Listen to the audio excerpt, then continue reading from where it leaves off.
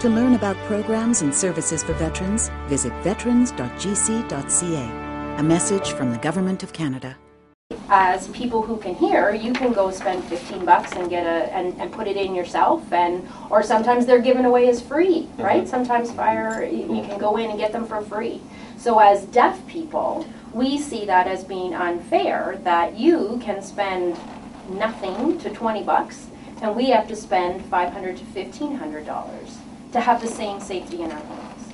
The safe communities of Brockville and Leeds Grenville, along with police, fire, and the Canadian Hearing Society, launched a volunteer registration program on Thursday meant to assist culturally deaf, oral deaf, deafened, and hard of hearing residents of Brockville and Leeds and Grenville and emergency services during a fire or other emergency. The form, which was announced at a press conference at the Canadian Hearing Society's Brockville office, is voluntary, and people who have hearing loss, which prevents them from communicating with 911 communicators via a regular telephone, are encouraged to take advantage of this opportunity. It will instantly provide emergency services information on any communication barriers if they're called. In addition, Brockville Fire Prevention Officer Randy Burke said that they also hope to find a way to provide proper emergency devices to people who can't hear alarms. Installing visual alarms can cost anywhere from $500 to $1,500, and officials hope to find ways to make it easier and more economical for the deaf and hearing impaired to access these devices. Ann and I have worked together. We've done presentations to the Ontario Association of Fire Prevention Officers, and they were quite shocked to hear the fact that the Canadian government, or the provincial government, does not deem the bed shakers, the tactile devices, or the visual smoke alarms to be communication devices. So they were quite shocked to hear that when we actually deem a smoke alarm to be a communication device for a person that can hear. So from that, we've worked together as a committee. We're trying to do what we can, short term as well as long term, including a letter writing campaign to the government, which is happening next. This new program so far seems to be the only one of its kind in Canada. So we developed, along with Safe Communities, the Fire Department, the Police Department, the Canadian Hearing Society.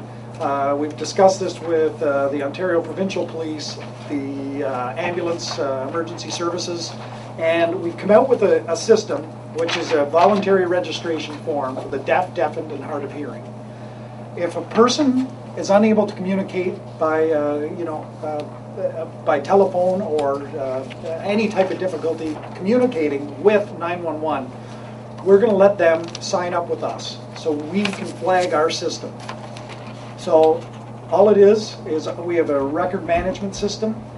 We can go by name or address, and when a dispatcher pops that name or address up, there's a little red flag, and we click on the flag and it will tell us that the person inside the residence could be deaf, deafened, or hard of hearing.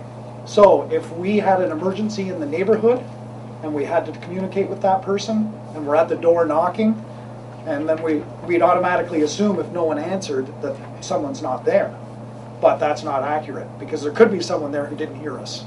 So this way we want to be able to say, okay, we've knocked and there's nobody, we have to try a different manner to make sure that that area is safe. The forms are available at the Brockville Fire Department, the Brockville Police Department, and the Canadian Hearing Society's office in Brockville, which is located at 68 William Street, Suite 205.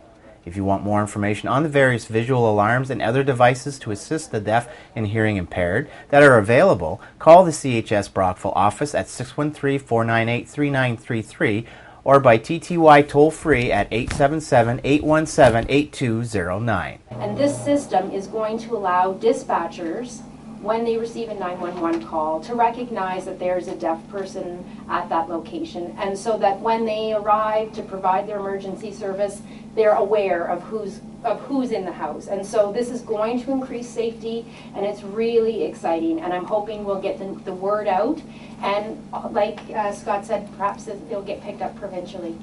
In Brockville, Dale Elliott, BNTV News.